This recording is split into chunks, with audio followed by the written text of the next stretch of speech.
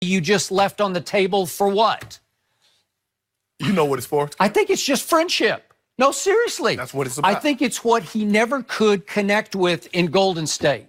He went there thinking, maybe I'll become friends with Steph, and they couldn't become friends, right? But we're going to talk about that a little later. We're going to talk about it later, but they never quite clicked.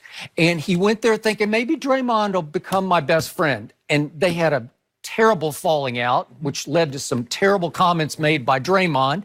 So he felt like he never really, he kind of had to go his own way last year in Golden State, right? Yeah. He was a man on an island, and sometimes you could see it in the way they played or didn't play, right? Okay, so he's saying, at this stage of my career, I opt for Kyrie and DeAndre. Well, here's the shock to me. I think Kyrie is the alpha here, because we kept hearing for, I don't know, a couple of weeks that it was Nets for Kyrie. And I kept thinking, Kyrie, are you going to go this alone? Because I couldn't imagine Kevin also joining the Nets. I thought it was going to be Kyrie or bust for the Nets. Okay, so help me out here. I think it was Kyrie who said, Kevin, we got to go Nets. Because of what? You're kind of going to the Clippers, right? You're going to a team that was 42-40. You said they have better pieces, and they do have a little better pieces, but they're not exactly a championship waiting to happen right now, right?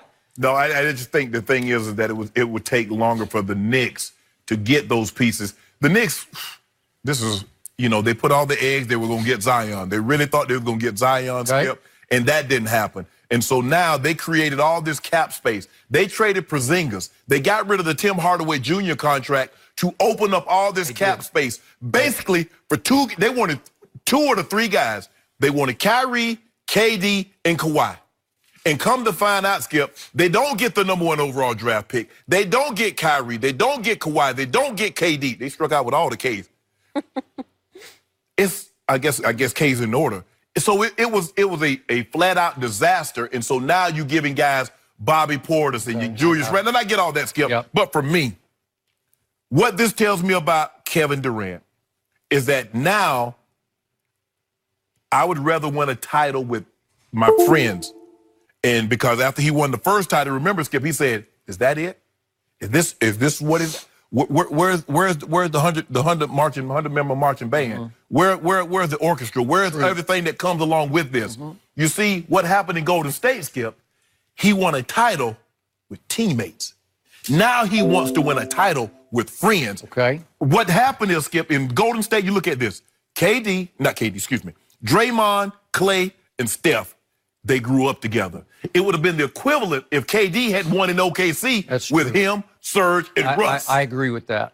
And it never quite, the bonding never quite took place. Because Steph and him was that different, Skip. When he got there, Steph was happily married with 2 kids. KD's coming in single. Yep. So it was never going to work.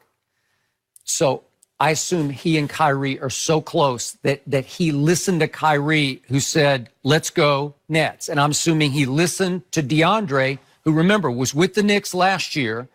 He played 19 out of 31 games. So he got a taste of the culture under David Fizdale. Right.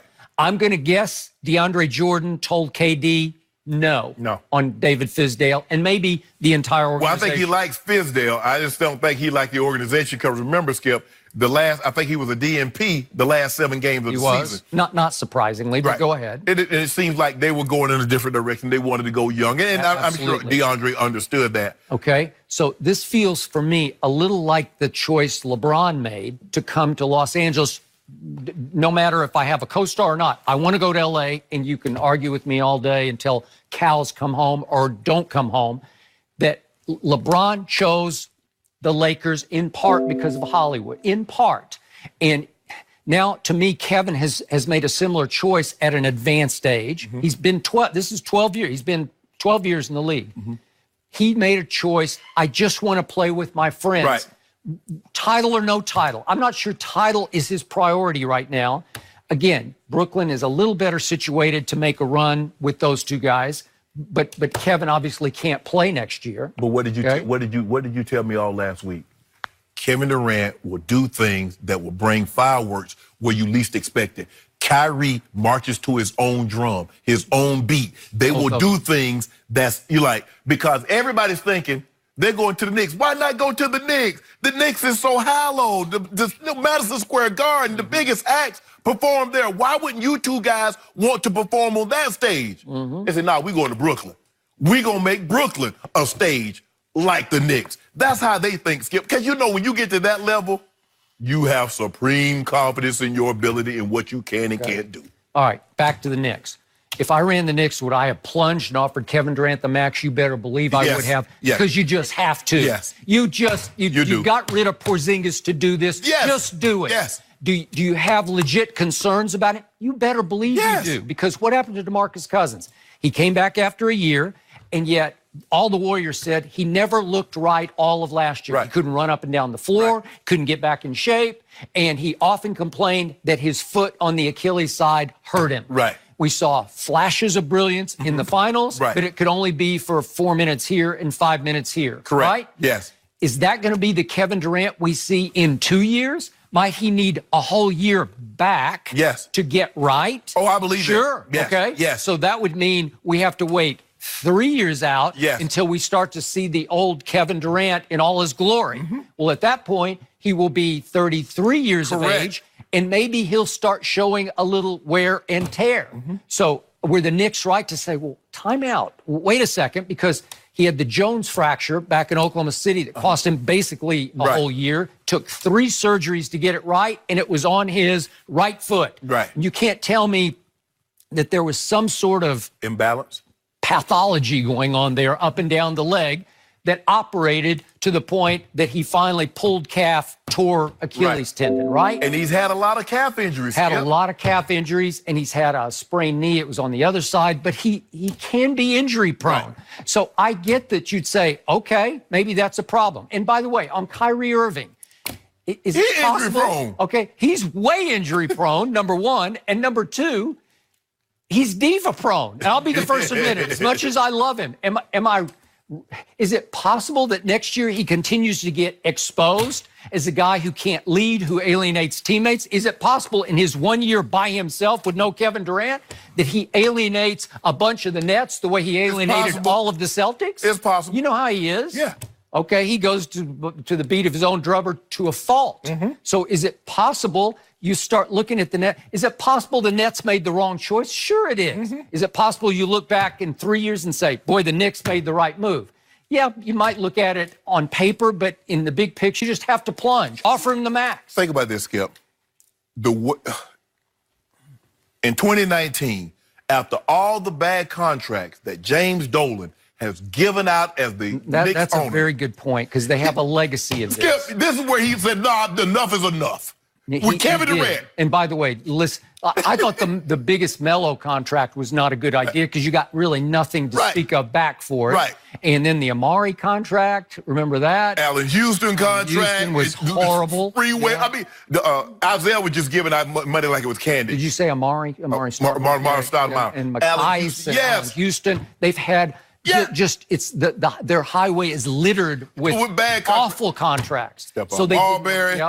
So you didn't want another one of those. But in this case, he's a 2-time Finals MVP. You just close your eyes and do it. It's the cost of doing business. It's the risk you have to take. Let me ask you a question, but here's the thing. If you look at all these other guys that's got the 5 years and the 178s, the 180s, the 4 years for this or that, even if Kevin Durant does not come back at 100% Kevin Durant, he comes back at 85, 90%, he's still better than all but maybe 8 players in the NBA, even at 85, 90%. You just do the I get it, Skip. It's a huge risk, given when you believe that he could possibly come back and be the Kevin Durant, if he can get back to that. It's a huge risk, but it must be a risk you're willing to take. Given why the hell you get rid of Porzingis? Why did you trade Hardaway Jr. to clear all this cap space? And here's the guy sitting there. If he tells you no, you can live with that. But he tells you no because you're not going to give him the max, that can't happen. Okay. So in the end, you tell me, okay, maybe they think to themselves, let's go put the Nets on the championship map. They did go to the finals in 2002 and then back-to-back in 2003. Byron Scott was the head coach, remember that? Yes. And they lost to the Spurs in 6. That was the second year, and they got swept by the Lakers, the Shaq Lakers. So again, they have a little bit of at least finals legacy, but they're still the Clippers to me. It just still doesn't feel right. Kevin Durant will look back and say, I had an opportunity to go big, to go New York City, to go Madison Square Garden, unless he just wants to kind of, like he says, I did all that. I won back-to-back finals MVPs when nobody thought I could. So this feels a little bit like semi-retirement to me for Kevin Durant. A little bit. Skip, as it's breaking, and I see the Nets, they sign Kyrie, they start hearing out, they're telling the Nets are telling people they've got Kevin Durant, they've got Kevin Durant. And then when it finally breaks, Kyrie, Kevin Durant signed with the Nets. It seems surreal. How did the Nets get 2 of the top 3 prize free agents in the free agent market? How did you get them? Well, that's my point. I don't know. It's been in the works. Yeah. It just didn't happen yesterday. No, it was because Kyrie said, hey, let's do this. Let's do this. And I guess Kyrie is the dominant of the two friends. Yeah. I think he dictated, let's go to the Nets.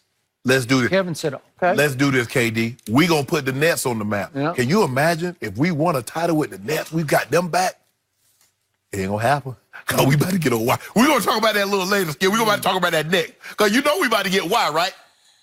Who? The cornroad assassin. Who? Oh, no, Cole Kawhi. Him? Yeah. I don't think you're going to get him. I don't think you're going to get him. I think you're dreaming. No.